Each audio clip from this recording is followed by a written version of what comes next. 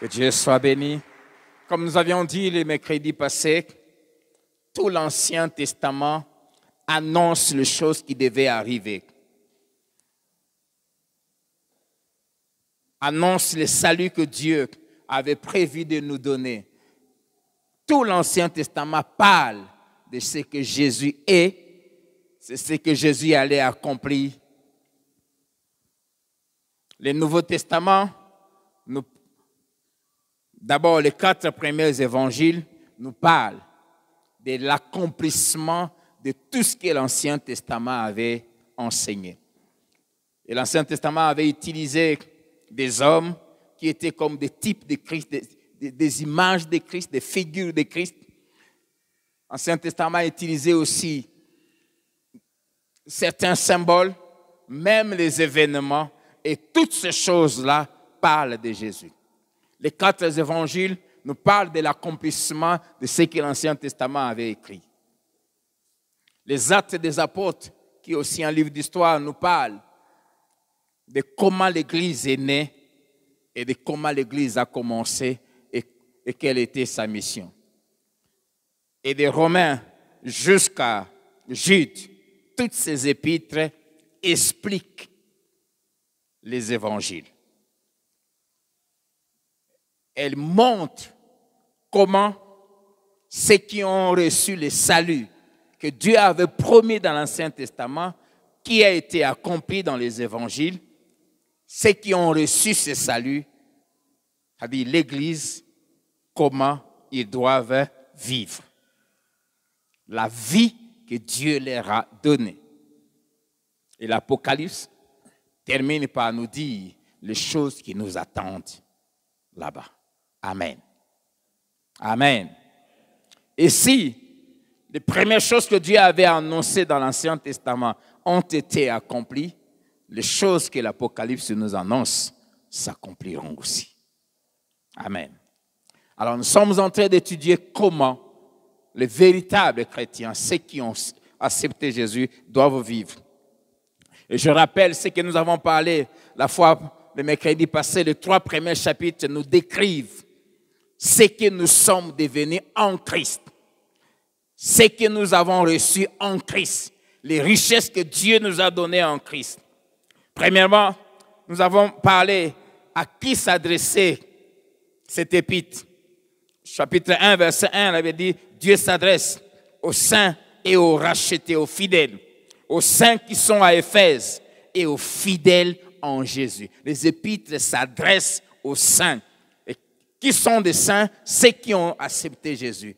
Si tu as déjà donné ta vie à Jésus, tu es saint. Tu es saint simplement parce que tu as revêtu la sainteté de Christ. Il y a eu échange à la croix. Pas seulement aux saints, c'est-à-dire à ceux qui ont cru en Jésus, mais aux fidèles. Ceux qui vivent la vie de Christ. Et c'est à eux que je m'adresse aussi ce soir. Nous avons vu que nous qui avons cru en Christ, nous avons été séparés de la vie païenne. Nous avions abandonné la vie païenne. Tout le chapitre 2 nous parle de ce que nous étions. Nous étions enfants de colère. Nous marchions dans le péché. Nous marchions dans les ténèbres. Le passé, ce que nous étions. Nous avons aussi parlé de ce que, de 10 œuvres que Christ a accomplies pour nous. Je ne vais pas y revenir. Si vous n'étiez pas là le mercredi passé, commandez l'enseignement ou entrez dans nos sites, vous trouverez ça là-bas. Nous avons aussi parlé des 10 grâces que nous avons expérimentées en Christ. Vous allez voir que cette phrase, cette expression en Christ revient 15 fois. Nous avons aussi parlé des 4 bénédictions que nous avons gagnées dans notre union en Christ. Et nous avons parlé aussi des 5 choses principales que nous partageons avec Christ. Tout ce qu'il avait reçu de la part de son Père, il a mis ça à notre disposition. Et nous avons fini par parler des 16 piliers sur lesquels reposent toutes ces richesses que nous avons reçues en Christ. Et ces 16 piliers nous attestent que ces richesses sont à notre disposition et personne ne peut nous les ravir. Alors, tous ceux qui sont en Christ, qui ont reçu ces choses, Dieu leur destine une vocation pendant leur séjour sur terre. Amen. Et c'est de cette vocation que nous allons parler ce soir. Le chapitre 4, le verset 1, dit « Je vous exhorte donc, moi le prisonnier dans le Seigneur, à marcher d'une manière digne de la vocation qui vous a été adressée. » Et cette phrase, marcher d'une manière digne de la vocation, revient 2 fois. Aussi, dans une autre expression, marcher comme les enfants de la lumière. Nous avons une vocation. Dieu nous a adressé un appel, un ministère qu'il nous a donné. Nous qui avons cru en Jésus, Dieu nous a adressé une vocation. Et il y a 4 choses qui sont attachées à cette vocation, à cet appel. La première, c'est un style de vie. Une vocation, c'est un appel. Un appel à faire un travail. Un appel à assumer, à accomplir une tâche. Un appel à accomplir un ministère. Et 4 choses sont attachées à cet appel. La première, il y a un style de vie. Chapitre 1, le verset 4. La Bible dit ceci. En lui, Dieu nous a élus avant la fondation du monde pour que nous soyons saints et irrépréhensibles devant lui. Le style de vie attaché à cette vocation, il nous a appelés pour que nous soyons saints et sans reproche. Amen. Deuxièmement, à cet appel est attachée une mission. Une tâche, une mission, un objectif à atteindre. Et le chapitre 1, le verset 12, nous donne cette mission afin que nous servions à la louange de sa gloire. Après nous avoir sauvés, il nous garde sur terre, 1, pour que nous soyons saints et irréprochables. 2, il nous donne une mission, que notre vie sur terre, tout ce que nous faisons, tout ce que nous entreprenons, puisse servir à la louange de sa gloire. J'aime la version parole vivante qui dit « Nous avons été destinés à vivre pour célébrer sa gloire. » Amen. Tous nos faits et gestes doivent célébrer sa gloire. C'est pour ça que Dieu te garde vivant après t'avoir sauvé. Sinon, il nous aurait déjà amenés au ciel.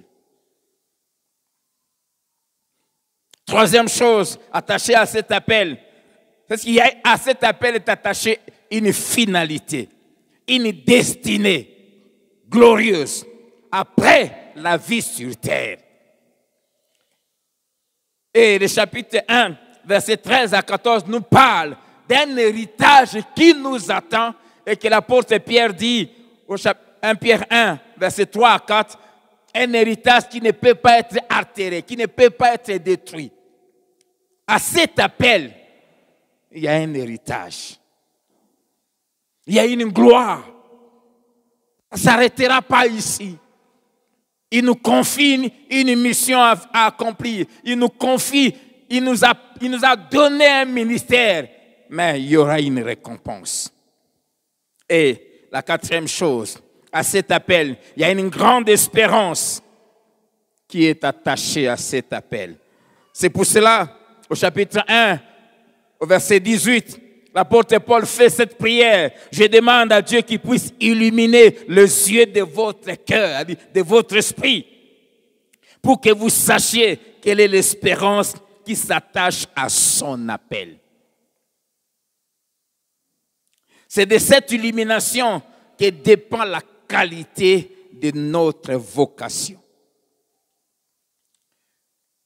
Quand je regarde un chrétien, comment il vit, un homme de Dieu, une femme de Dieu, comment il vit, comment elle vit, je peux arriver à comprendre jusqu'à quel niveau son esprit est illuminé pour comprendre les choses spirituelles auxquelles Dieu les destine. L'apôtre Paul dit, je prie que Dieu illumine les yeux de votre cœur, afin que vous compreniez l'espérance qui est attachée à cet appel, la richesse que Dieu nous réserve. De cette illumination dépend, notre consécration à Dieu et sa qualité. Notre crainte de Dieu, la qualité de notre service et du sérieux que nous mettons dans ce service. De cette illumination dépend notre attachement à Dieu et notre disposition à payer le prix qu'il faut payer pour influencer le monde. C'est pourquoi, quand vous lisez les épîtres de Paul, il y a une prière qu'il fait pour chacun de ses enfants, chacune des églises. L'apôtre Paul ne demandait jamais à Dieu qu'il donne de l'argent, qu'il donne de la richesse, qu'il donne de biens à ses enfants. Il y a une prière qu'il faisait, que Dieu ouvre leur intelligence, que Dieu ouvre leur esprit, que Dieu leur donne accès à connaissance de richesses spirituelles, qu'ils voient au-delà de ce que leurs yeux humains voient. Parce que quand on arrive à percer le monde spirituel, les richesses en Christ, ça nous change complètement. Amen. Lisons ensemble. Nous avons lu Éphésiens 1, versets 15 à 20. Il dit qu'il illumine les yeux de votre cœur.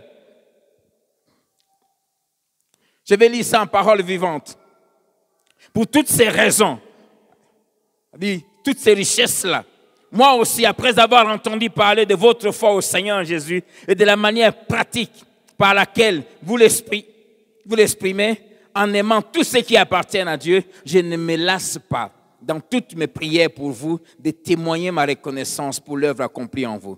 Ce que je demande, c'est que le Dieu de notre Seigneur Jésus-Christ, le Père qui possède toute gloire, vous donne l'esprit de sagesse et de pénétration spirituelle pour que vous puissiez sonder ces mystères afin d'arriver à mieux le connaître.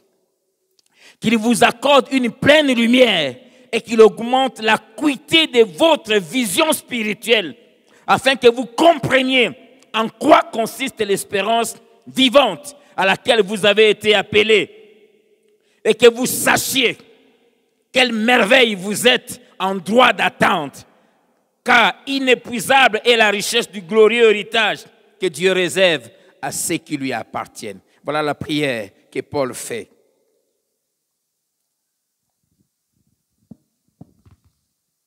Aux Éphésiens, plutôt, toujours Éphésiens chapitre 3, plutôt chapitre 3, le verset 17 à 19. J'aime ce qu'il demande à Dieu pour les Éphésiens.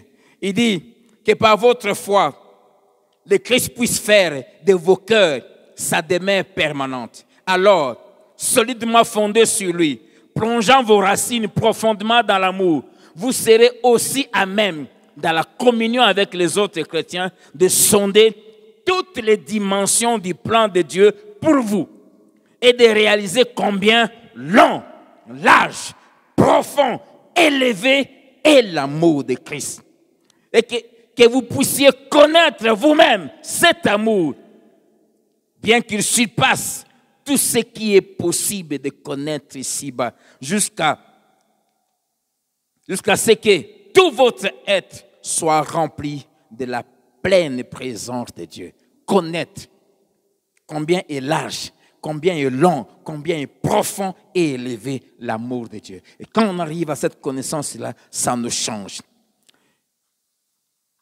Écrivant aux chrétiens d'Éphèse, il fait presque la même prière, plutôt de Philippiens chapitre 1, versets 9 à 11. Je lis toujours dans la version parole vivante. C'est pourquoi je prie constamment pour vous. Je prie constamment pour vous. Je demande que votre amour mutuel augmente sans cesse, tout en s'enrichissant en pénétration et en tact, afin que vous puissiez mieux comprendre les autres et trouver leurs besoins réels.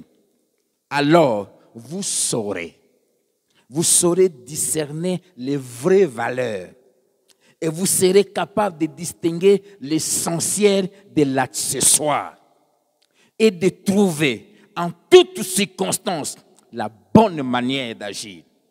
Un tel discernement vous rendra pur et irréprochable. Pourquoi les gens vivent dans le mal? C'est parce qu'ils n'ont pas encore reçu, atteint ce niveau de discernement. Ils ne savent pas encore dissocier l'essentiel de l'accessoire. Alors que Jérémie se plaignait de toutes les situations qu'il vivait, Dieu lui dit, si tu arrives à différencier l'important de l'inutile, tu deviendras comme moi. Tu vas commencer à penser comme moi, à agir comme moi. Et plus rien ne va te résister. Je prie Dieu qui nous amène à ce niveau, Philadelphie.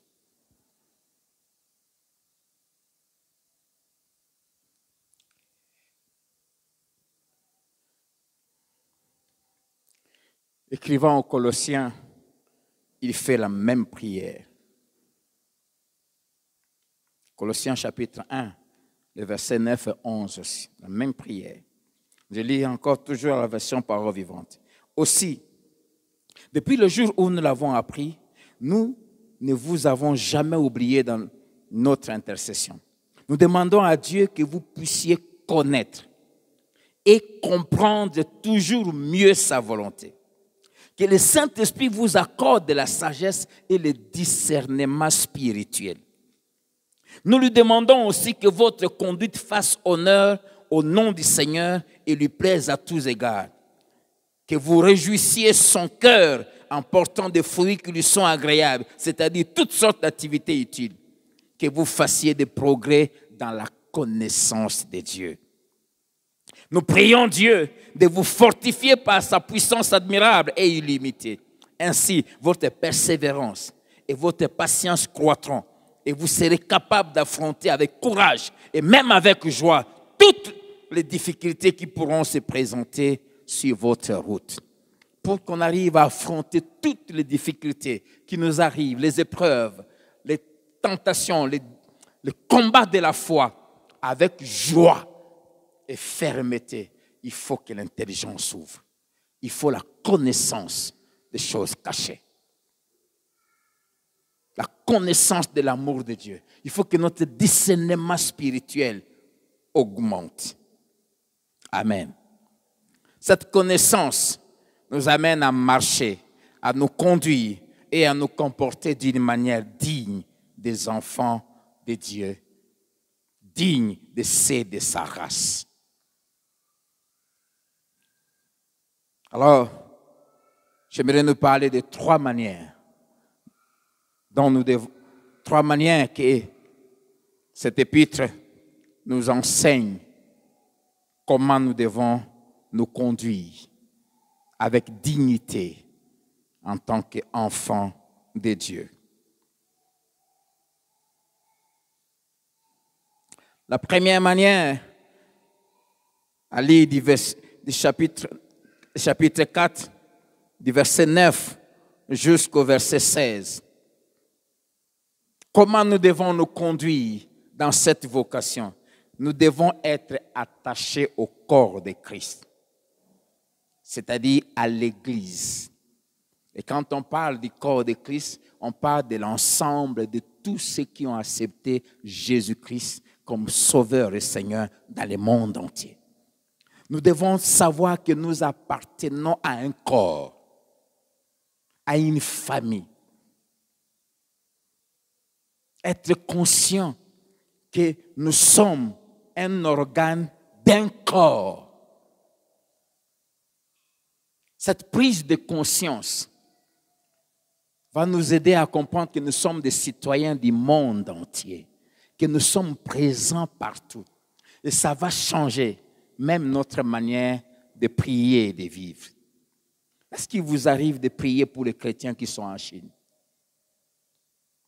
Est-ce qu'il vous arrive de prier pour des chrétiens qui sont en Bangladesh? Est-ce que vous savez que vous avez des frères là-bas? Si tu comprends que tu fais partie d'un corps, ta manière de te concevoir va changer. Ta vie ne sera plus tournée et centrée sur toi-même. Nous sommes, première manière de marcher, être conscient que tu es attaché à un corps et que tu puisses travailler en mettant le don que tu as reçu de Dieu au service des autres pour le perfectionnement des saints et l'édification du corps de Christ. Dieu a donné des dons à l'Église. Il y a ceux qui sont des hommes dons ou des femmes dons que Dieu a donnés à l'Église. Ils sont 5 catégories. 1, les apôtres. 2, les docteurs. 3, les prophètes. 4, les évangélistes. Et 5, les pasteurs.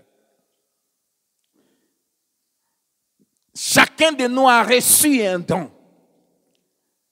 Et nous sommes membres d'une même famille, d'un corps. Et la tête, c'est Jésus.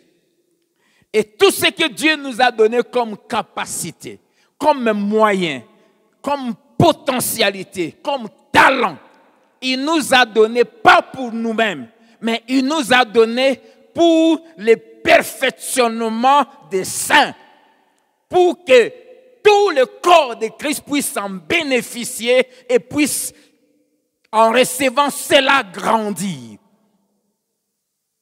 C'est pour cela tout vrai chrétien ne peut pas être inactif à l'église et ne peut pas être égoïste. Amen. Tout ce que tu as, Dieu te l'a donné pour nous. Et ce que j'ai, Dieu me l'a donné pour vous. Amen. Cela exige 6 qualités que le Saint-Esprit donne aux chrétiens. Et elle se trouve dans le verset 2, le verset 3. Pour que tu puisses mettre à la disposition des autres ce que tu as reçu. Pour que tu puisses t'impliquer dans l'épanouissement de l'Église, il faut avoir ces 6 qualités. Et si tu es vraiment né de nouveau, le Saint-Esprit le dépose en toi. 1, beaucoup d'humilité. En toute humilité, l'humilité. L'humilité nous permet, 1, de savoir que je n'ai pas tout, que j'ai besoin des autres. Et 2, de savoir que ce que j'ai, c'est pour les autres. Beaucoup d'humilité. Deuxièmement, beaucoup de douceur. La Bible dit dans Philippiens que votre douceur soit connue de tous. 3, beaucoup de patience. Nous sommes un corps et nous sommes différents. La main, ce n'est pas les pieds. Il faut la patience. 4, la capacité de savoir supporter les autres. Savoir supporter les autres dans leurs faiblesses, dans leurs manquements. 5, savoir travailler pour la conservation de l'unité en poursuivant et en recherchant la paix avec tous. Tout vrai enfant de Dieu n'est pas un semeur de division. Vous efforçant à conserver l'unité de la foi par les liens de la paix. Les chrétiens dans l'Église travaillent pour conserver l'unité. C'est pour cela que ça lui demande beaucoup d'humilité parce qu'il sera toujours disposé à perdre. Disposé à se sacrifier. Ce n'est pas quelqu'un qui cherchera toujours à avoir raison, à se défendre. Il préférera toujours perdre pourvu que l'unité soit conservée. Il travaillera pour la paix. Il évitera des problèmes. Il saura supporter les autres. Il saura pardonner aux autres. Il aura beaucoup de douceur. Il évitera des réactions tempestives. Il évitera d'être impulsif, de perdre enflammé. Alléluia. Amen. Et quel est le but poursuivi dans ce corps? Pourquoi il faut développer ces qualités? Le verset 13 et 14 nous donnent 4 buts que Dieu poursuit. C'est pour qu'ensemble nous puissions parvenir, verset 13, à l'unité de la foi. Que nous soyons tous unis, mais autour de la parole de Dieu, dans laquelle notre foi est fondée et construite. Deuxième but, c'est pour que nous puissions bien connaître Christ. Troisièmement, c'est pour que nous puissions devenir des hommes et des femmes matures. J'aime ça. Jusqu'à ce que nous soyons tous parvenus à l'unité de la foi et de la connaissance du Fils de Dieu, à l'état d'homme fait, à la mesure de la stature parfaite de Christ. Pour que nous puissions grandir. Grandir, devenir des gens matures. Et 4, verset 14, afin que nous cessions d'être à la merci des aventuriers et de fausses doctrines. Qu'il y ait des chrétiens, tel est venu, il y a séminaire, Quand on grandit, on devient un chrétien stable. On ne suit plus les gens sur base de n'importe quoi, parce qu'il fait des miracles, ceci. On est construit dans la foi. On sait ce qu'on est aux yeux de Dieu. On sait qu'on est enfant de Dieu. On sait que quand je prie, Dieu m'entend. Je sais que quand j'invoque Dieu, il me répond. Je n'ai pas besoin de courir derrière les gens. Afin que nous cessions d'être flottants et emportés par tout vent de doctrine. Que nous soyons stables. Amen. Amen. C'est pour cela qu'il est important. Nous venons à l'église. Ceux qui savent chanter nous conduisent dans l'adoration. Nous adorons Dieu. Ceux qui savent enseigner nous enseignent. Ceux qui savent prêcher nous prêchent. Ceux qui ont reçu un don, ceci, ils prient pour nous. Et toutes ces choses-là, ça nous construit. Amen. Ça nous bâtit en Christ. Ce matin, Dieu a accompli quelque chose pour ceux qui étaient là.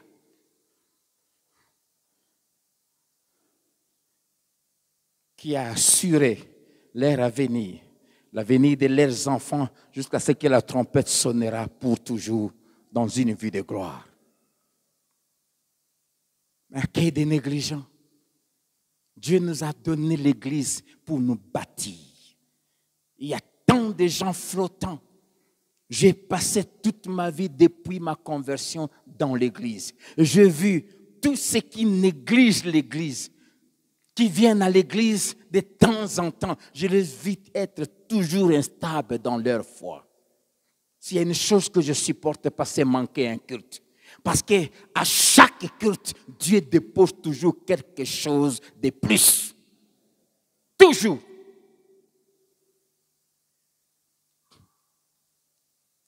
Alléluia. Deuxième manière de marcher dans cette vocation, c'est la résolution de ne plus marcher et de ne plus se conduire comme les païens. Verset 17 du chapitre 4. Voici donc ce que j'ai dit et ce que je déclare dans le Seigneur. C'est que vous ne devez plus marcher comme les païens. Amen. Notre vocation est différente à celle des païens. Celui et celle qui a accepté Jésus ne peut plus marcher comme marchent les païens. Comment marchent les païens? Cette manière de marcher des païens. Le principe qui dirige la marche des païens, c'est le premier. Ils marchent selon leurs propres pensées qui sont vides de sens. Ils marchent selon leurs propres pensées, selon la vanité de leurs pensées. Deuxièmement, ils ont l'intelligence obscurcie. leur intelligence spirituelle est voilée. Ils ne voient pas, par exemple, les conséquences de bêtises qu'ils font. Ils ne sont pas conscients de la gravité des actes qu'ils posent. Ils ont l'intelligence obscurcie, voilée. Ça, c'est des païens.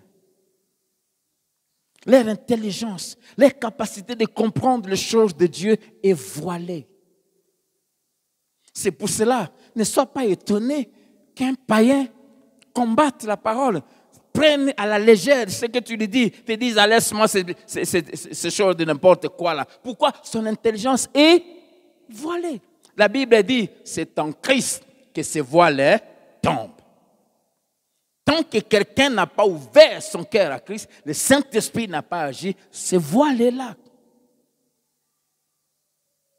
Commençant par les Juifs eux-mêmes, jusqu'aujourd'hui, les voiles qu'ils avaient mis, quand ils ont vu Moïse descendre de la présence de Dieu, ce voile est devenu spirituel, est entré et ça bloque leur intelligence.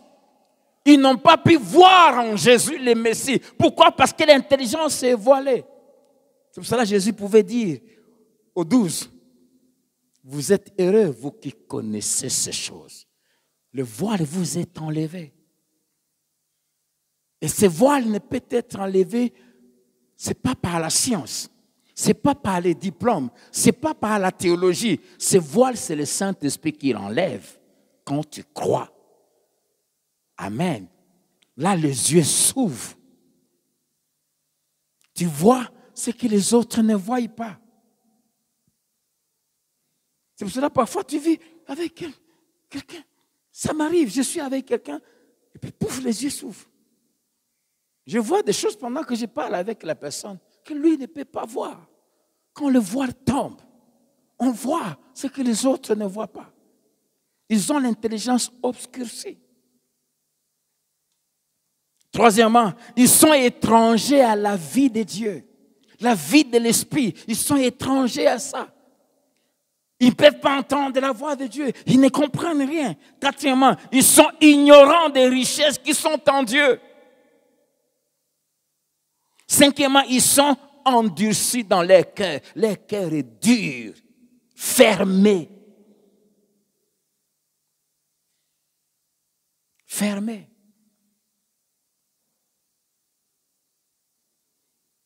Quand ce voile tombe, les propres frères biologiques de Jésus ne voyaient rien. Jusqu'à ce que, après la résurrection, le voile est tombé. Même la manière d'appeler Jésus a changé.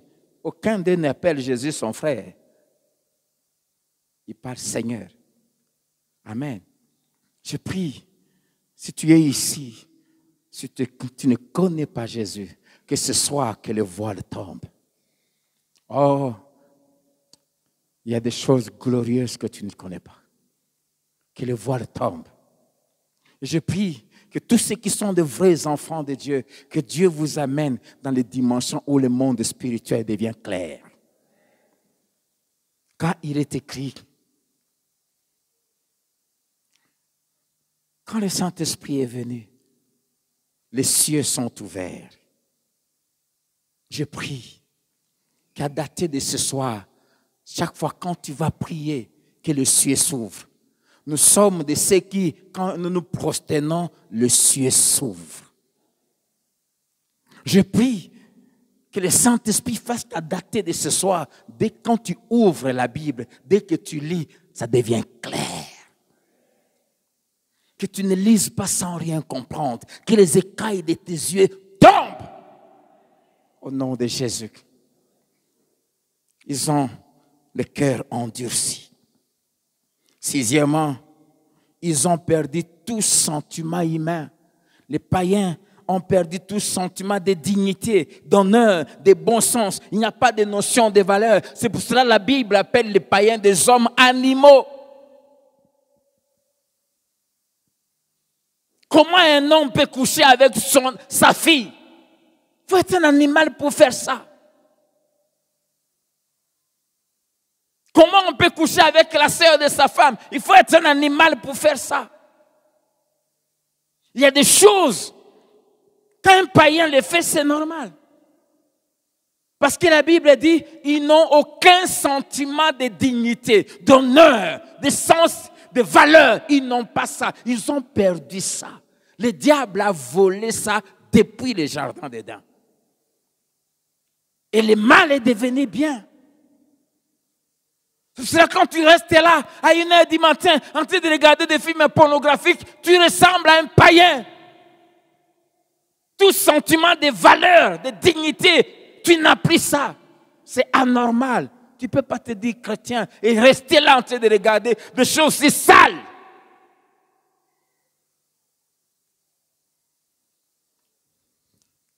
Et la dernière chose, la Bible dit, ils sont livrés au mal. Amen. Verset 19, ayant perdu tout sentiment, ils se sont livrés à la dissolution pour commettre toute espèce d'impureté jointe à la cupidité. Voilà comment le païen marche. Le verset 20 il dit, mais vous, ce n'est pas ainsi que vous avez appris Christ. Amen.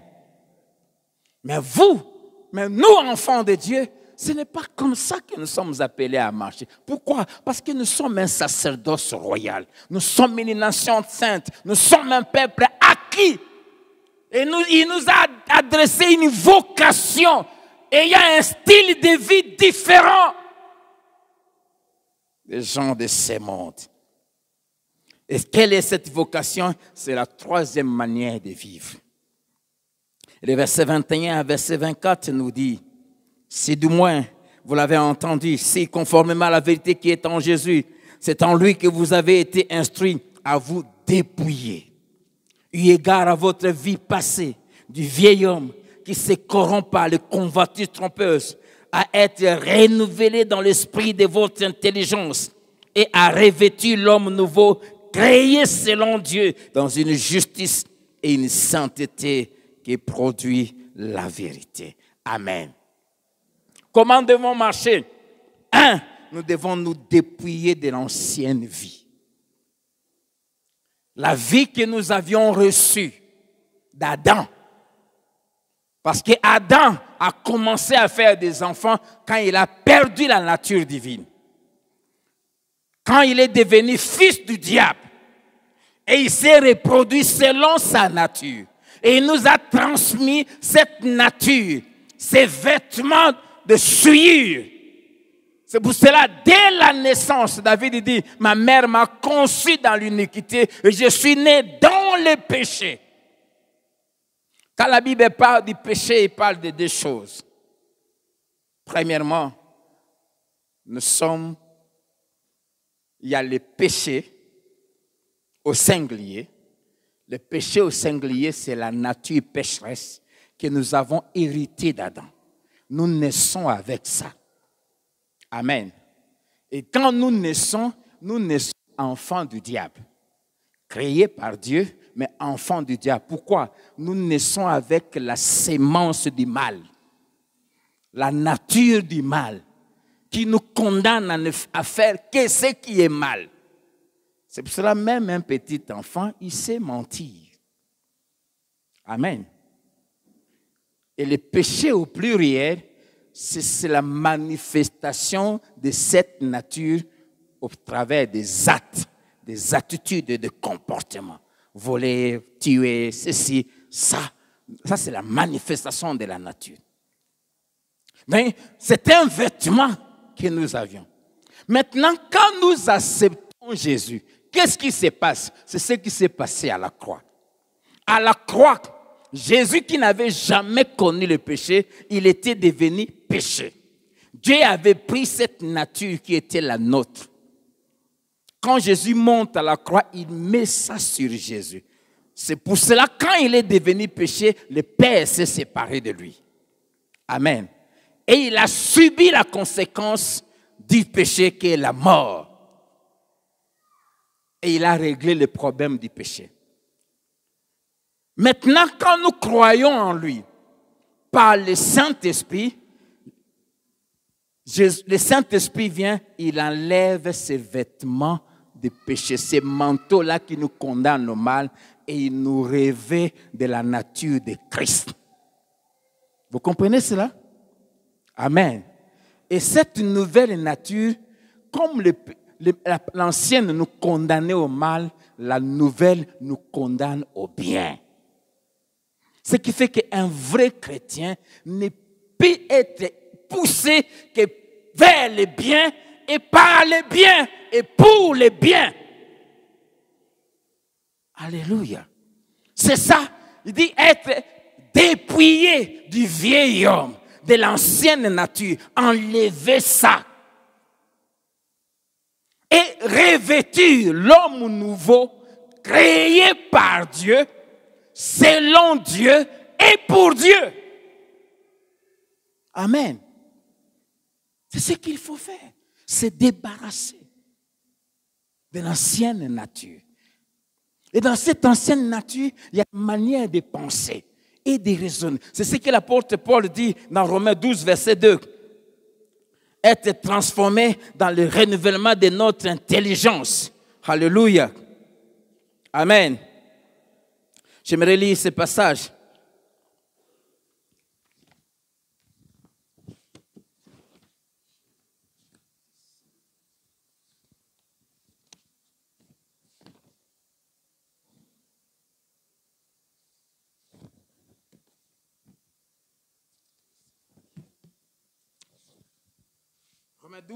Romains 12, verset 2. J'aime ça en parole vivante. Je vous conseille d'acheter cette version. On l'appelle parole vivante ou la version d'Alfred Cohen. Ne vous coulez pas simplement dans les moules de tout le monde. Ne vivez pas comme vit tout le monde. Ne faites pas ce que monsieur tout le monde fait. Nous ne sommes pas monsieur tout le monde. Amen. Nous sommes une race mise à part. Ne conformez pas votre vie aux principes qui régissent les siècles présents, c'est-à-dire ce monde ici dans lequel nous sommes. Ne copiez pas les modes et les habitudes du jour, c'est-à-dire des gens de ce monde. Il ne faut pas copier ça. C'est triste de voir quelqu'un qui se dit chrétien être inspiré dans sa manière de s'habiller, dans sa manière de se présenter par des stars païennes. Comment Kardashian peut inspirer ta façon d'être? Toi qui se dis enfant de Dieu, comment tu peux t'inspirer par des séries païennes?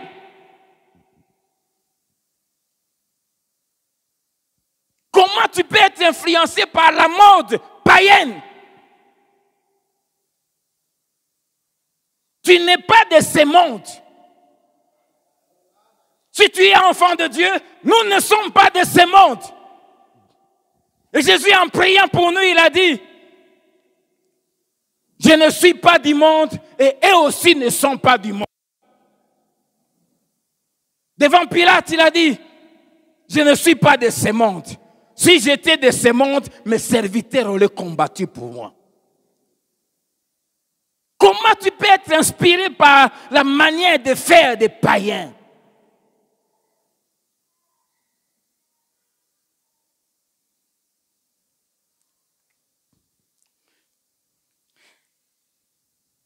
Ne copiez pas les modes et les habitudes du jour. Laissez-vous plutôt entièrement transformer par le renouvellement de votre mentalité. Adoptez une attitude intérieure différente. Donnez à vos pensées une nouvelle orientation afin de pouvoir discerner ce que Dieu veut de vous. Donnez à vos pensées une nouvelle orientation. Et cette orientation, on la trouve où? Ici. C'est ici qu'on trouve la nouvelle orientation, la nouvelle manière de penser, la nouvelle manière de concevoir la vie, de concevoir le monde, de concevoir la richesse. C'est ici qu'on trouve les nouvelles définitions de quoi, c'est quoi la richesse, c'est quoi être important, c'est quoi être grand, c'est quoi être un homme de valeur. C'est pas les diplômes, c'est pas l'argent, c'est pas les maisons, c'est pas les positions sociales. Dans la Bible, nous trouvons une nouvelle manière de concevoir les choses du monde. Jésus a dit, ce que les hommes acclament est une abomination devant Dieu. Vous voulez être acclamé par les hommes. Si les hommes vous acclament, vous devenez une abomination pour Dieu. Notre manière de penser doit changer. C'est quoi un homme important? Dans le choix, dans le mariage, dans le choix de la vie, si tu n'es pas changé là, tes critères seront motivés par le monde. Si là tu es changé, tu ne choisis. Je me suis retrouvé quand j'ai prié pour le mariage. Il y avait une sœur qui travaillait dans un organisme international. Elle m'aimait elle-même, prête à tout. Elle m'offrait des cadeaux. Elle avait une voiture. Elle était si belle, remplie d'un bon point. Elle avait le soutien de maman pasteur.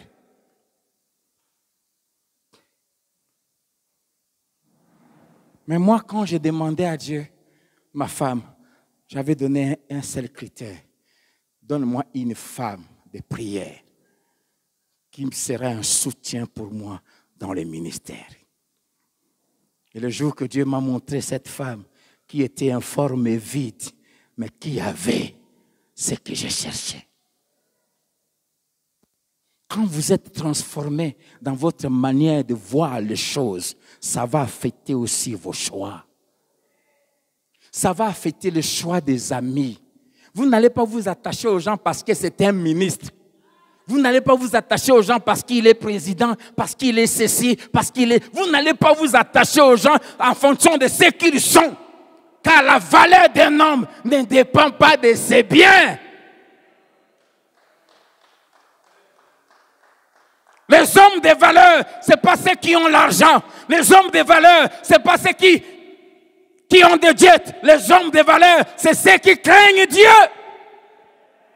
Et ceux qui sont mes amis, ce sont les craignants Dieu. Tu es impudique, même si tu es milliardaire, on ne sera jamais amis. Jamais. Être changé là.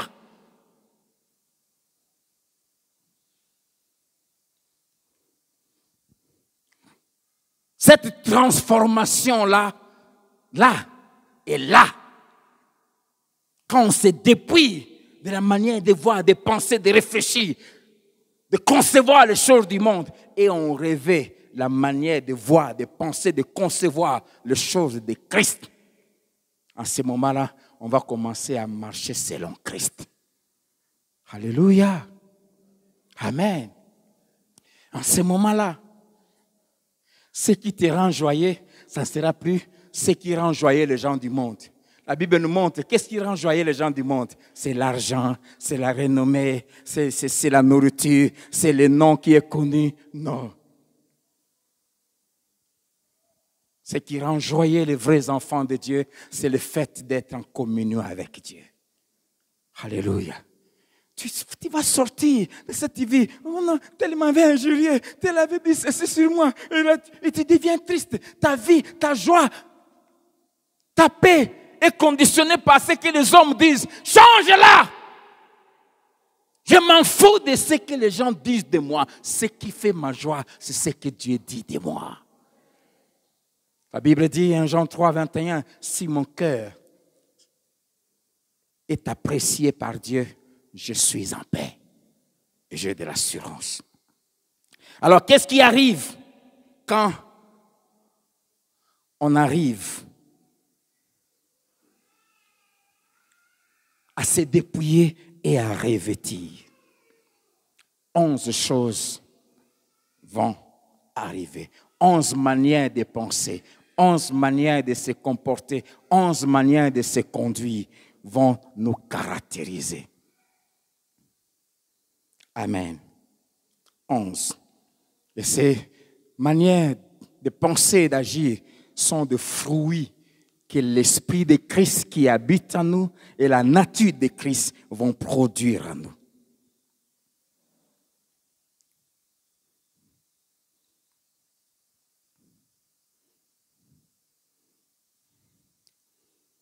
Première chose,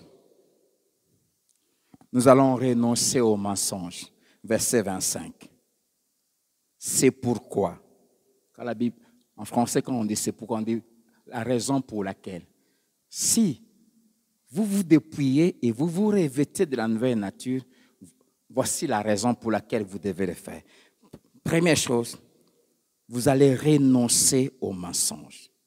C'est pourquoi renoncer au mensonge et que chacun de vous parle selon la vérité à son prochain, car nous sommes membres les uns des autres. Comment ceux qui sont en Christ doivent marcher? Ils marchent dans la vérité.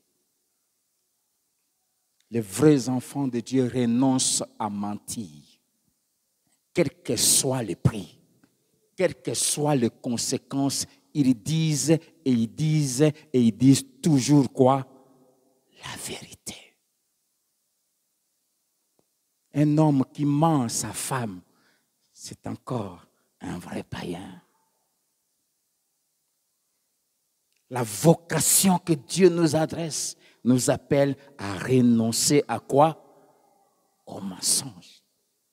Et à parler entre nous selon la vérité. Dis la vérité. Ça, c'est le style des fils et des filles de Dieu. Jean chapitre 8, verset 44, dit que le père des menteurs, c'est le diable. Le mensonge est un péché grave. La Bible dit Satan est menteur dès le commencement.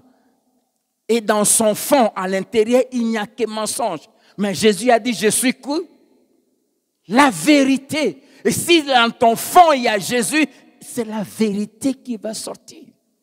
Et Jésus dit, quand il parle de son propre fond, car il est menteur et père de tout mensonge. Le mot père, en hébreu et en grec, veut dire source, auteur, géniteur. Il est celui qui accouche, qui produit tout mensonge. Et chaque fois quand tu mens, sache que c'est le diable qui remplit ton cœur.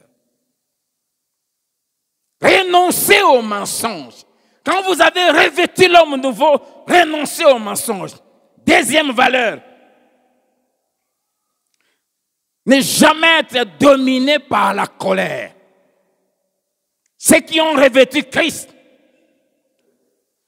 ce ne sont pas des gens colériques. Il dit, si vous vous mettez en colère, ne péchez point.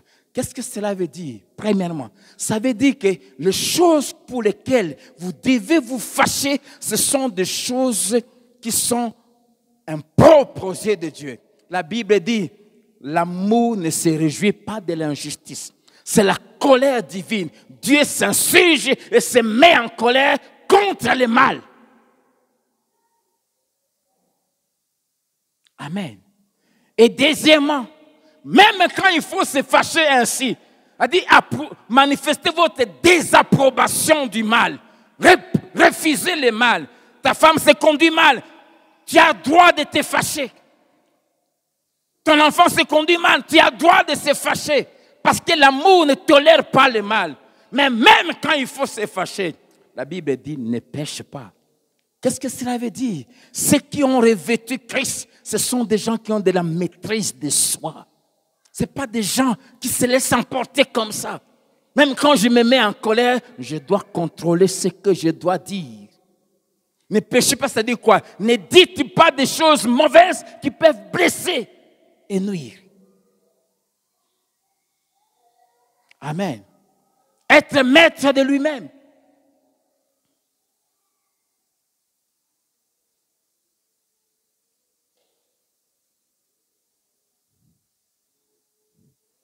Et la troisième chose, il dit que le soleil ne se couche pas sur votre colère. dormir avec la colère, tu tournes le dos, tu ne parles à personne. 2 jours, 3 jours, vous ne vous parlez pas. Ce n'est pas chrétien. La haine, ce n'est pas chrétien. Celui qui s'est dépouillé, la haine vient du diable.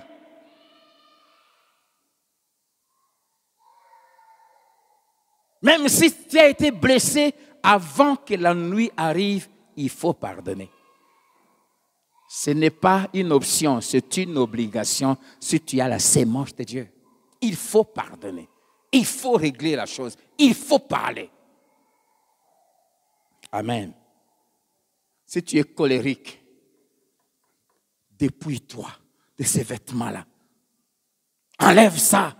Rêvez les vêtements de Christ. Jésus dit, je suis doux et humble de cœur. Alléluia. Troisième chose, troisième valeur, verset 28. Que celui qui dérobait ne dérobe plus. Quand on a revêtu Christ, on ne peut plus voler. Amen. Dis à ton voisin, un chrétien ne vole pas. On ne peut pas voler l'État. Oh, ezambongo à l'État, ozamuyibi.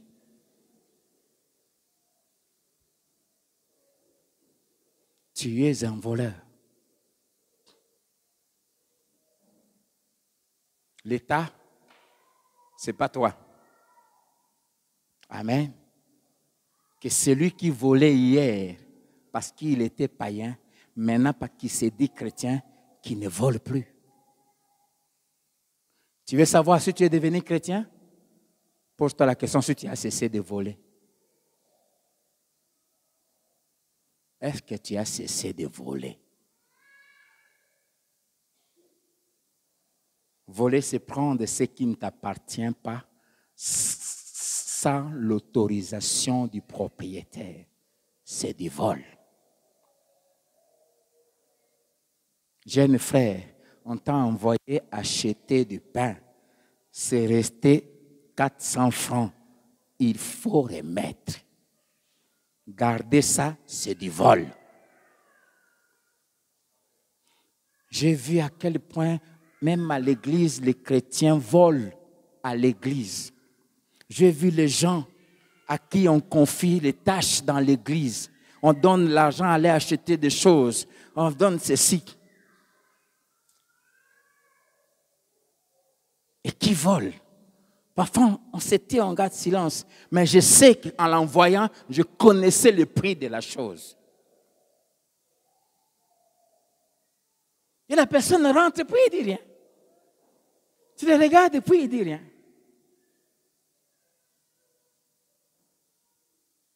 Quand j'observe, il dit, ah oui. Ah oui. Ah oui. J'ai appris. Ah, on va acheter les médicaments. Ah, si j'ai une ordonnance, il faut acheter les produits. Ah, il donne $50. Quand j'achète, l'argent que j'ai dit, c'est resté 10 000 francs. Il faut remettre. Que celui qui volait cesse de voler. Tika qui mouille.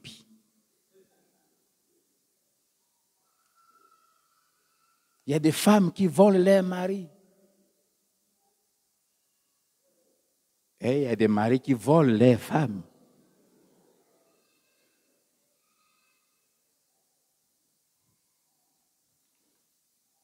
Il y a des chrétiennes qui volent les maris d'autrui, tout en venant à l'église. Tika mouyibi. Dis au voisin, cesse de voler. Amen.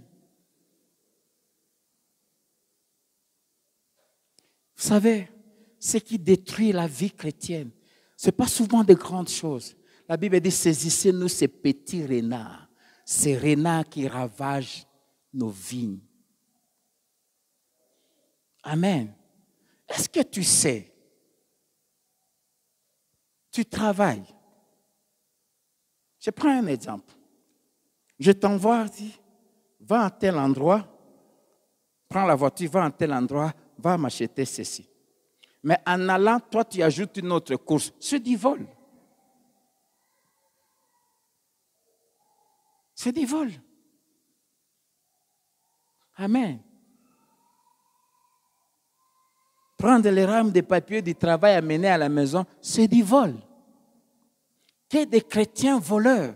Tu as signé un contrat avec ton patron. Le travail commence 8h à 16h. Tu arrives à 9h. C'est du vol. Enfant de Dieu, c'est du vol. Fonctionnaire de l'État. Oh non! Ah, ça va fonctionner. Tu voles le pays. Ce que tu devais produire, ce qu'on attend de toi, tu ne le fais pas. C'est du vol.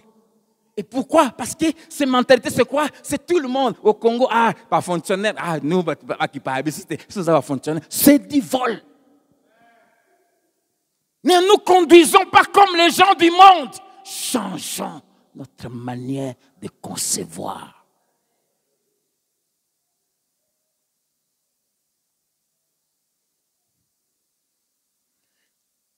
L'église est remplie de voleurs.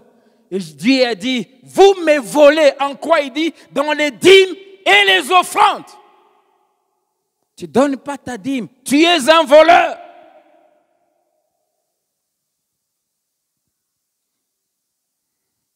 On est resté silencieux. Beaucoup de voleurs à l'église. De vrais fakwa. Miyibi.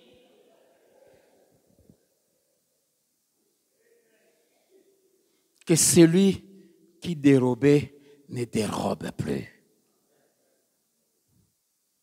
Alléluia. Amen. On vole Dieu dans les dîmes. On vole Dieu dans les offrandes. Dans les prémices, les premiers salaires, ça ne t'appartient pas. Si tu manges ça, tu y as volé Dieu. C'est de l'escroquerie. Alléluia.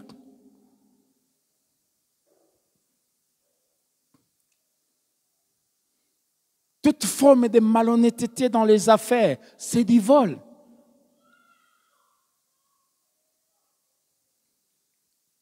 Quatrième chose, si on a été transformé, il ne doit plus jamais avoir de mauvaises paroles qui sortent de notre bouche. La Bible dit, c'est de l'abondance du cœur que la bouche parle. Et si c'est Jésus maintenant qui remplit notre cœur, de mauvaises paroles ne peuvent plus sortir de notre bouche. Verset 29, chapitre 4. Qu'il ne sorte de votre bouche aucune parole, quoi? Mauvaise. Amen. Aucune parole mauvaise. Et chapitre 5, le verset 4, la Bible dit qu'on n'entende ni parole déshonnête, ni propos insensés, ni plaisanteries, choses qui sont contraires à la bienséance, qu'on entende plutôt des actions de grâce. Un enfant de Dieu, même quand il doit faire des blagues, il contrôle ce qui sort de sa bouche. Il n'y a pas de plaisanteries, des propos insensés, des insanités, des paroles impures.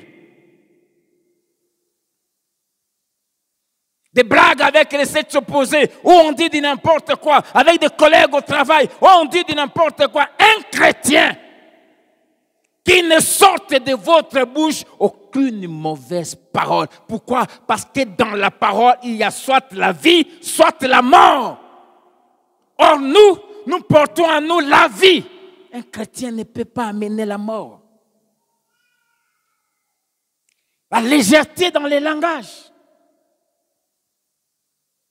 Des expressions païennes. Mais s'il y a lieu, c'est-à-dire quoi? S'il faut que tu parles. Qu'est-ce que cela veut dire? Qu'un vrai chrétien ne peut parler que si c'est utile. Que si c'est nécessaire. Si tu n'as pas quelque chose d'édifiant, tu gardes ta bouche fermée. S'il y a lieu, il a dit, s'il faut que tu parles, que ce soit des paroles qui édifient, c'est-à-dire qui construisent la foi, qui encouragent les autres, ceux qui entendent à s'attacher à Dieu, à aimer Dieu, à fuir le mal. Des paroles qui édifient et qui apportent la grâce, c'est-à-dire la consolation. S'il y a lieu, s'il faut parler. C'est pour cela qu'un vrai chrétien doit apprendre à parler moins. Alléluia. 5e chose.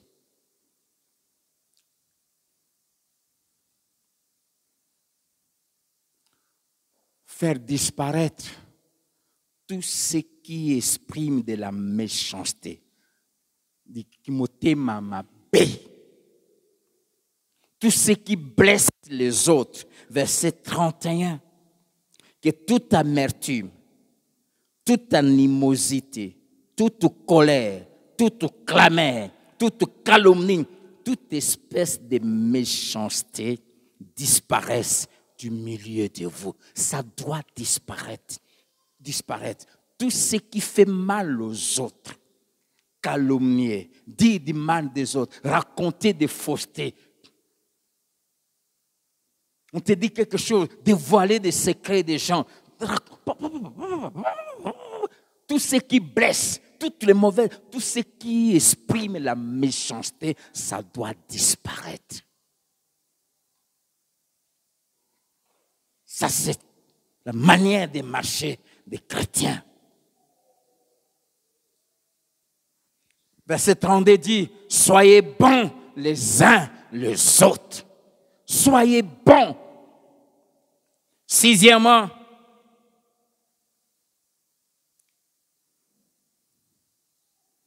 tout faire, quelles que soient les circonstances, pour imiter Christ. Faire tout en imitant Christ. C'est-à-dire, se mettre dans ta tête, te poser toujours cette question, si Jésus était dans cette situation, dans ce problème, dans ces défis, comment il allait agir, ou comment il allait parler, comment il allait réagir. Chapitre 5, verset 1 à 2. Devenez donc les imitateurs de Dieu, comme des enfants bien-aimés, et marchez dans l'amour, à l'exemple de Christ qui nous a aimés et qui s'est livré lui-même à Dieu pour nous, comme une offrande et un sacrifice de bonne odeur. Tout faire comme Christ avait fait. Un chrétien se pose toujours la question, si c'était Jésus, comment il aurait fait? 7e, le verset 3. Tout vrai chrétien, ces 3 choses ne doivent plus jamais, jusqu'à sa mort, exister dans sa vie. 3 choses qui ne peuvent plus être vues, être nommées, constatées, observées dans sa vie.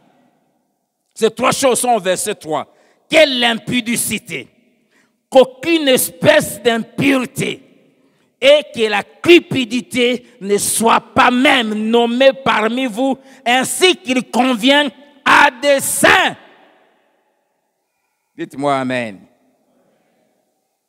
L'impudicité, les désordres sexuels, coucher avec quelqu'un qui n'est pas ta femme ou ton mari. Impudicité, adultère, tout ça, chez un vrai chrétien, ça ne doit plus jamais être nommé. Plus jamais être nommé. Deuxièmement, toute espèce d'impureté, tout ce qui est sale, pornographie, masturbation, lesbianisme, homosexualité, accoutrement indécent, toutes ces choses qui expriment de l'indécence, de la saleté, de l'impureté, ça ne doit pas être nommé chez un vrai chrétien.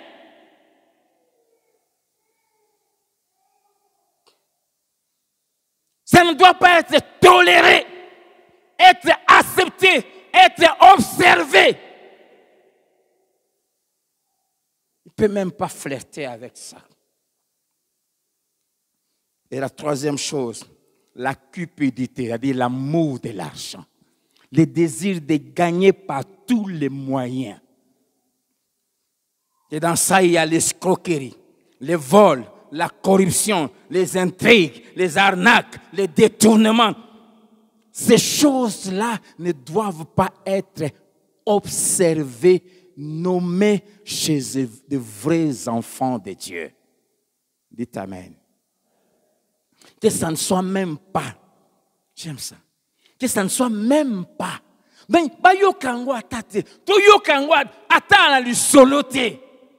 Ata subsonté. C'est comme ça que ça convient aux chrétiens, aux saints. Pourquoi? Parce que le verset 5 nous dit que celui ou celle qui fait ces trois choses ne peut jamais entrer au ciel. Verset 5. Car sachez-le bien, aucun impudique ou impur ou cupide, c'est-à-dire idolâtre, n'a d'héritage dans le royaume de Christ et de Dieu. Amen. Aussi, le verset 6 nous dit que ceux qui font ces trois choses sont des fils et des filles de la rébellion, c'est-à-dire des gens qui ont la nature du diable en eux. Et deux, ce sont des enfants de colère. Quand la Bible dit des enfants de colère, c'est-à-dire la colère de Dieu, le jugement de Dieu les attend. C'est pourquoi, au verset 7 du chapitre 5, il est dit, n'ayez donc aucune part avec eux.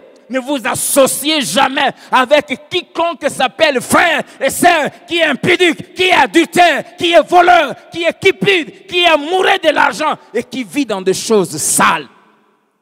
Disait 1 Corinthiens chapitre 5, verset 11 à 13, l'apôtre Paul dit, n'ayez aucune relation avec quelqu'un qui se nomme frère, se nomme sœur, mais qui est impudique, qui est adultère, qui est cupide.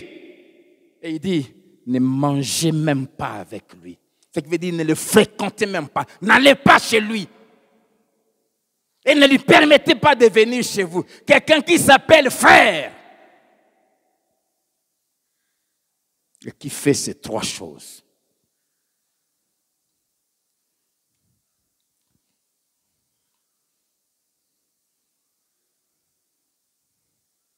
Le verset 7 nous dit, ne jamais avoir de relations avec eux. Le verset 11 à 12 nous dit comment les vrais enfants de Dieu doivent traiter ce genre de personnes dans l'Église et comment ils doivent se comporter. Verset 11 et 12 dit, et ne prenez point part aux œuvres infructueuses des ténèbres, mais plutôt condamnez-les, car il est honteux de dire ce qu'ils font en secret. Les vrais chrétiens ne s'associent jamais avec ceux qui font ce genre de choses. Ne collabore pas avec eux. Je ne peux pas concevoir qu'un chrétien, tu as un ami qui vient avec une copine, il veut coucher avec elle et tu lui cèdes la chambre. Un vrai chrétien ne peut pas faire ça.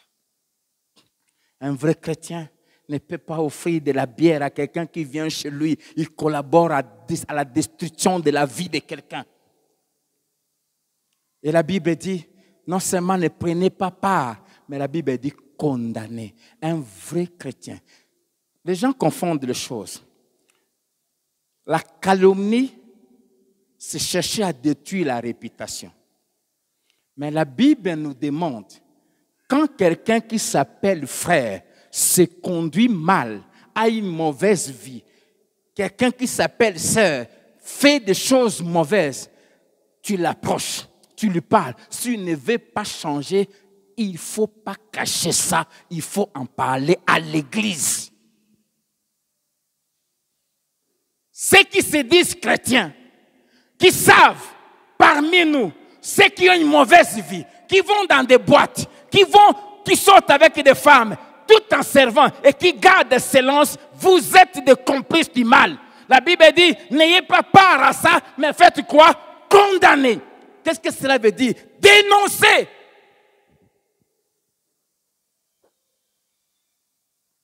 Ce n'est pas du songi-songi. Ça, c'est protéger l'église. Venez dire, pasteur, tel frère, couche avec telle sœur. La Bible dit, ôtez les méchants du milieu de vous. Qu'il y ait des gens qui se disent chrétiens, qui savent le mal.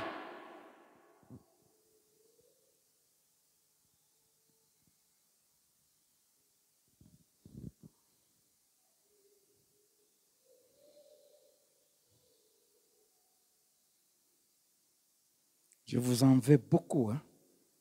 On va bientôt avoir une réunion avec vous. Vous savez des gens qui font le mal.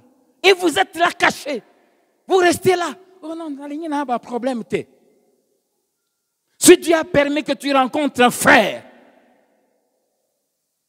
en train de faire une bêtise, tu lui parles, il n'a pas changé. Tu vois encore, il faut dénoncer. Il reste là, il sert, il fait ce qu'il passe. Mais toi, tu sais le mal qu'il fait.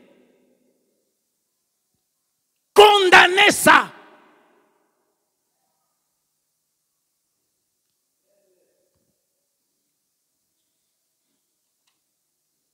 Huitième chose, c'est cesser d'être distrait. Cesser de somnoler spirituellement. Quand on a connu ce que nous sommes en Christ, quand on a revêtu Christ, on cesse la distraction. Verset 14, c'est pour cela qu'il est dit, réveille-toi, toi qui dors, relève-toi d'entre les morts et Christ t'éclairera. Verset 15, il dit, prenez donc garde de vous conduire avec circonspection, avec sagesse, avec prudence, non comme des insensés, mais comme des sages. Rachetez le temps car les jours sont mauvais. J'aime, qu'est-ce que cela veut dire? Verset 15 dit, veillez. Un vrai chrétien né de nouveau veille sur sa vie, veille sur sa conduite. Le verset 15, version parole vivante dit, veillez donc avec un soin tout particulier à votre manière de vivre. Agissez avec la conscience de votre responsabilité. Ne vivez pas au jour le jour, sans penser à plus loin, comme ceux qui ne connaissent pas le vrai sens de la vie. Il ne faut pas vivre comme des païens. Comportez-vous en des gens avisés qui se rendent compte en quel temps critique nous vivons et savent tirer les meilleures parties de la période présente. Devenez maître de votre temps. Profitez de toutes les occasions favorables, malgré les difficultés de l'heure. Oui, précisément parce que nous vivons en un temps où domine le mal. Cessez d'être distrait. Cessez d'investir votre temps dans les choses qui ne construisent pas votre avenir spirituel. Cessez de passer des heures et des heures dans des futilités, à la télé, regardant des choses qui ne construisent pas votre foi.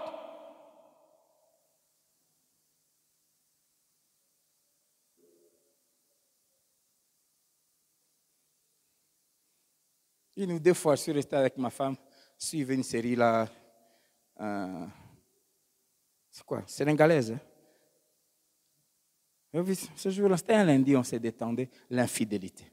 On a suivi une épisode. Deuxième.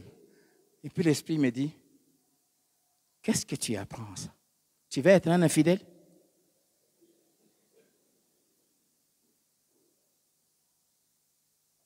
J'ai coupé. J'ai dit à ma femme, plus jamais.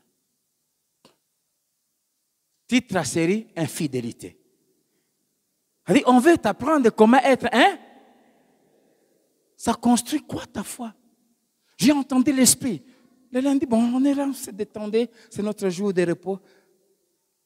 Et puis j'ai entendu, je me dis, qu'est-ce que tu apprends de ce que tu suis? Pourquoi vous êtes là? Veux-tu être infidèle? Je me suis levé, je suis entré dans le chant, Seigneur, pardonne-moi. J'ai compris, ne jouez pas. Les choses qu'on laisse entrer dans notre tête, ceux qui font ces séries-là, c'est tout un message qu'ils transmettent. Il y a quelqu'un qui regarde ça ici.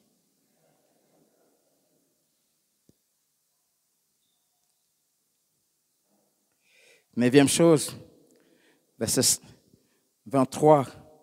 à verset 33, les vrais chrétiens forment des couples modèles selon Dieu et travaillent à être des bons maris et des bonnes épouses. Un vrai chrétien, un vrai frère aimera sa femme, ne la maltraitera jamais. Une vraie chrétienne respectera son mari. Si vous êtes vraiment né de nouveau, vous devez travailler à la qualité de votre vie de couple. Chacun doit étudier la Bible pour connaître son rôle et jouer pleinement son rôle. Parce que quand le couple chrétien ne est pas modèle, ça détruit la réputation des chrétiens, la réputation de l'Église. Pourquoi? Parce que la vie de couple, nous ne la vivons pas à l'Église, nous la vivons dans la société.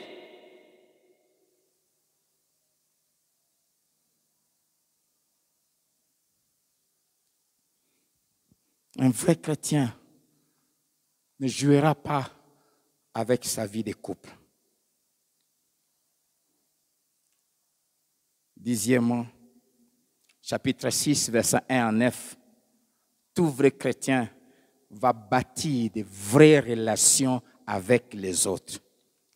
Dans les relations familiales, dans les relations professionnelles, il va les bâtir selon la parole de Dieu en se basant sur ces trois principes. Le premier, verset 4, « Et vous, pères, n'héritez pas vos enfants, mais élevez-les en les corrigeant et en les instruisant selon le Seigneur. » Tout chrétien, l'enfant respectera ses parents selon le Seigneur, selon la Bible. Le père éduquera son enfant selon le Seigneur. Le travailleur respectera son maître, son chef au travail, ses autorités, bonnes ou mauvaises. Il les respectera selon ce que la Bible dit. Premier principe, c'est dans les relations avec les autres, agir selon le Seigneur. C'est pour cela qu'il faut lire la Bible. Deuxième principe, agir comme serviteur et servante de Christ. Verset 6. Non pas seulement sous leurs yeux, comme pour plaire aux hommes, mais comme des serviteurs de Christ qui font des bons cœurs la volonté de Dieu. On agit comme serviteur. On est serviteur de Dieu là où on travaille. Tu es douanier, tu es serviteur de Dieu. Tu es avocat, tu es serviteur de Dieu. Tu es juge, tu es serviteur de Dieu. Je ne sais pas, tu es professeur, tu es serviteur de Dieu. Et partout, tu dois agir en tant que serviteur ou servante de Dieu. Amen.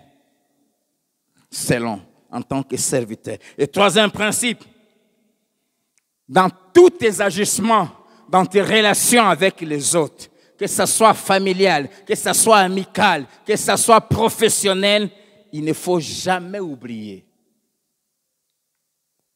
que nous tous, nous avons un maître qui est aux cieux. Et devant ce maître-là, il n'y a pas de préférence. Et qu'il a promis de récompenser chacun selon les actions qu'il pose vis-à-vis des autres. C'est extrêmement important.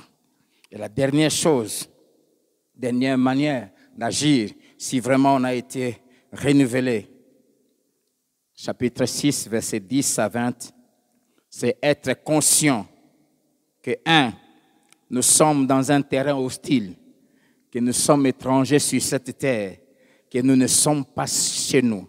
Et l'appel que Dieu nous a fait de vivre cette vocation de serviteurs et servantes de Dieu, cet appel, cette vocation, nous devons la vivre en terre hostile, en terre étrangère.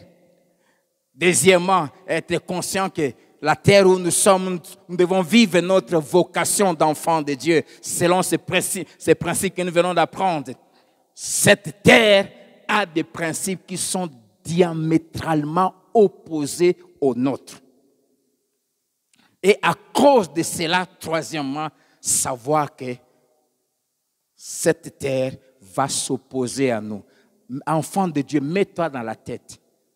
Tout païen est enfant du diable. Vous m'entendez? Tout païen, qu'il soit ton père, qu'il soit ta mère, qu'il soit ton frère, qu'il soit ta soeur, qu'il soit ton professeur, qu'il soit ton collègue de service, c'est un enfant du diable. Et parce qu'il c'est un enfant du diable, celui qui habite en lui et qui le contrôle cherche à te détruire. Ce n'est pas quelqu'un à prendre à la légère. Amen. Nous sommes en terre hostile. C'est pour cela, parce que ces gens-là sont manipulés par le diable sans le savoir. Il faut être revêtu de l'autorité de Christ pour neutraliser celui qui les utilise. Et qu'est-ce qu'il faut faire? 1. Se fortifier toujours en Christ. Verset 10. Se fortifier. On se fortifie comment? Par la prière. Ne jouez pas avec la prière. Ne commencez pas la journée sans avoir un moment de sel à sel avec Dieu. Parce que quand tu vas sortir pour aller en contact avec les hommes, tu seras avec les gens qui te sont hostiles. Alors on ne sort pas comme ça. Il faut, la Bible dit, fortifiez-vous dans le Seigneur et dans sa force toute puissante. C'est fortifié dans la prière. Deuxièmement, mangez la parole pour être revêtu, rempli de la pensée de Christ pour savoir comment agir avec chacun tout au long de la journée. Ne sortez jamais, ne commencez pas la journée sans prier et sans lire la Bible. Deuxième chose, c'est se revêtir de toutes les armes spirituelles. Parce que le combat n'est pas humain. Nous n'avons pas affaire aux hommes d'abord. Nous avons affaire aux démons, aux esprits qui agissent en eux et au travers d'eux. Revêtez-vous de toutes les armes de Dieu afin de savoir, 1. Résister. Résister aux pressions. Quand tu dois sortir de la maison, tu n'es pas le maître de la vie des gens. Tu trouveras des gens qui sortent mal habillés, habillés ici. Tu trouveras des malades mentaux qui disent, oh petite, comment tu vas? Tu trouveras des gens qui sont prêts à te détruire. Mais si tu es revêtu des armes, tu sauras, 1, résister. 2, tenir ferme. Parce que ces gens viendront, c'est pour te crouler, t'amener à tomber. Il faut que tu sois en mesure de les résister. Résister aux pressions, résister aux tentations, résister aux sollicitations de la vie sur terre. Et 3, surmonter toutes les situations. Ça veut simplement dire rester chrétien 24 heures sur 24, quelles que soient les circonstances, quels que soient les moments. Pour cela, revêtez-vous de la vérité. La vérité. Comme ceinture. Si j'enlève ma ceinture ici, les pantalons tombent ici, c'est tout le monde qui va crier. Revêtez-vous de la cuirasse de la justice. La cuirasse protège les organes vitaux, les cœurs, les poumons, tout ça. Et la justice protège nos organes vitaux spirituels. Revêtez-vous de l'assurance du salut comme casque. La tête, c'est elle qui dirige la vie. Soyez sûrs que vous verrez Dieu. Soyez sûrs que vous entrerez au ciel. Soyez sûrs que vous habiterez avec Jésus. L'assurance du salut, que je suis enfant de Dieu. Christ est avec moi. Personne ne me touchera. L'assurance que Dieu est là.